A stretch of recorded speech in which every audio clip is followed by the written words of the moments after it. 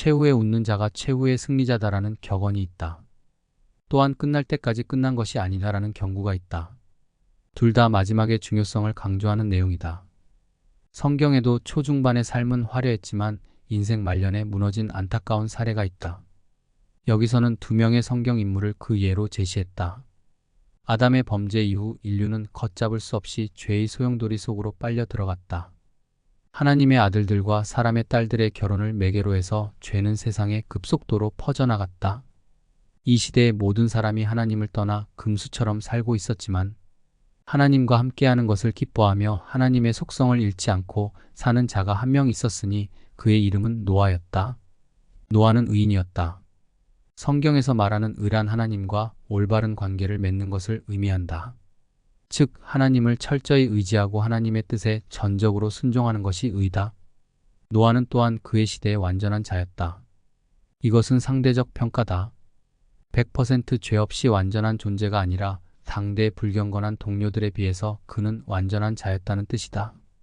게다가 노아는 그의 선조 에녹처럼 하나님과 동행하는 자였다. 믿음의 사람들은 하나같이 하나님과 동행했던 사람들이다. 노아가 타락한 시대에 이와 같은 아름다운 삶을 살 수 있었던 이유는 하나님께 은혜를 입었기 때문이다. 노아가 죄 많은 세상에서도 새 속에 물들지 않고 의롭게 살 수 있었던 것은 전적으로 하나님의 은혜였다. 그러므로 우리는 착각해서는 안 된다. 내가 무슨 대단한 존재인 줄 알고 교만해서는 안 된다. 사람은 누구나 다 하나님 앞에서 죄인이다. 태어날 때부터 스스로 하나님을 알고 믿은 사람은 단 한 명도 없다. 노아가 이토록 놀라운 평가를 받게 된 배후에는 하나님의 크신 은혜가 있었다. 모든 위대한 믿음의 사람들의 삶 배후에는 하나님의 은혜의 손길이 있었다. 이 점을 명심할 때 우리는 겸손하지 않을 수 없다. 나의 나 된 것은 모두 하나님의 은혜다. 하나님은 세상을 쓸어버리겠다고 선포하셨지만 하나님과 동행하는 노아까지 심판할 수는 없으셨다. 그래서 심판 중에도 그를 구원하기 위해 방주를 만들라고 명하셨다. 노아는 주변 사람들의 조롱에도 불구하고 120년 동안 방주를 건설했다. 비가 올 기미가 1도 없었지만 그는 묵묵히 하나님의 말씀에 순종했다. 노아는 여호와께서 자기에게 명하신 대로 다 준행했다. 그로 인해 방주 밖에 있었던 자들은 홍수로 모두 심판을 받았지만 노아의 가정은 무사했다. 하지만 인생 말년 노아는 무너졌다. 노아는 농사를 시작하여 포도나무를 심었는데 자신이 경작한 포도를 따 만든 포도주를 마시고 만취하여 그만 장막 안에서 벌거벗은 채 벌러덩 누워 자는 추태를 연출했다. 이 모습을 본 아들 함은 덮어주지 않고 소문을 내는 악한 짓을 저질렀다. 그는 그만 자신의 실수로 자식이 실족하게 했다.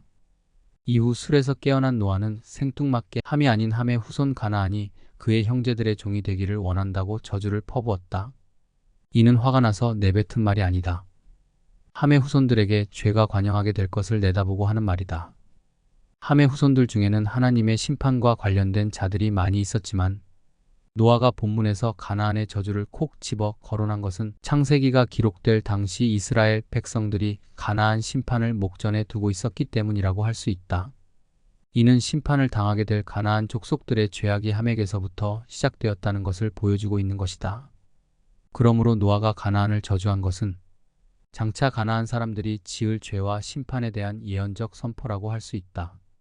이를 흑인들을 비하하는 인종차별적 해석의 근거로 삼거나 과거 흑인을 강제로 잡아 노예로 삼았던 악행을 합리화하는 해석의 근거로 삼아서는 곤란하다.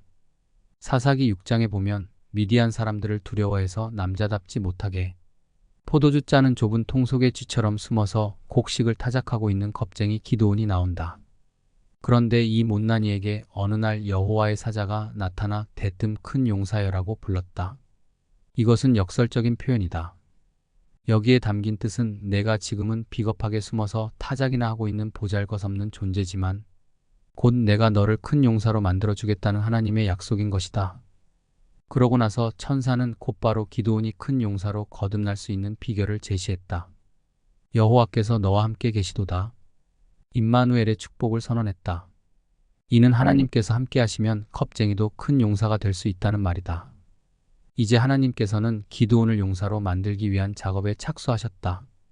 그래서 기드온은 이스라엘의 사사가 되어 미디안과 전쟁을 한다. 상대의 수는 무려 13만 5천이다. 이는 10만 대군을 훌쩍 넘는 숫자다. 하지만 이스라엘 군대를 톡톡 털어 모은 숫자가 불과 3만 2천 명이었다. 한데 대격전의 때가 다가오자 하나님께서는 오히려 수를 줄이라고 명령하셨다. 그래서 온 수 가운데 3분의 2가 돌아가고 1만 명만 남았다. 그런데도 더 줄이라고 이해할 수 없는 명령을 하셨다. 그 결과 최후까지 남은 수는 고작 300명이었다. 미디안 군대 13만 5천 대 이스라엘 군대 300명의 싸움. 무려 450배가 많은 적과 백병전에 가까운 전투.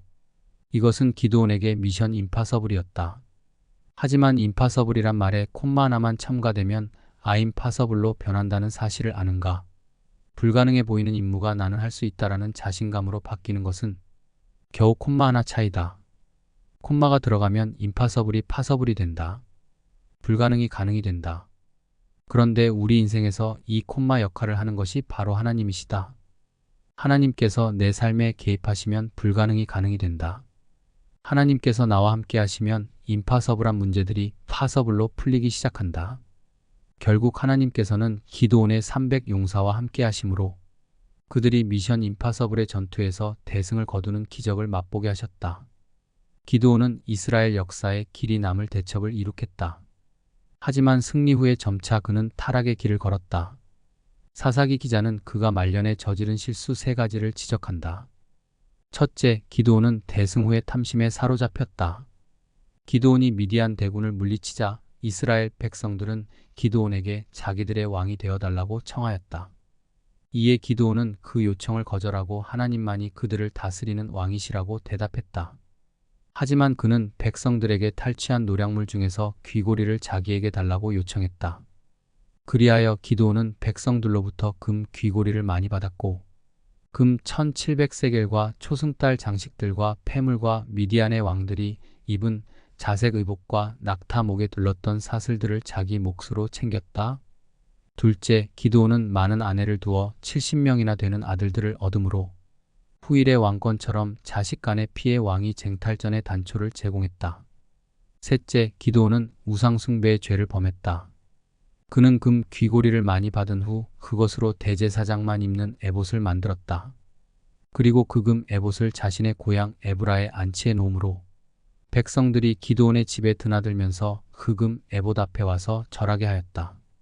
결국 기드온은 이스라엘을 미디안에서 구했으나 그 승리 후 교만해지고 부패해졌다. 그래서 기드온의 가문은 그가 죽은 뒤에 패망하고 말았다.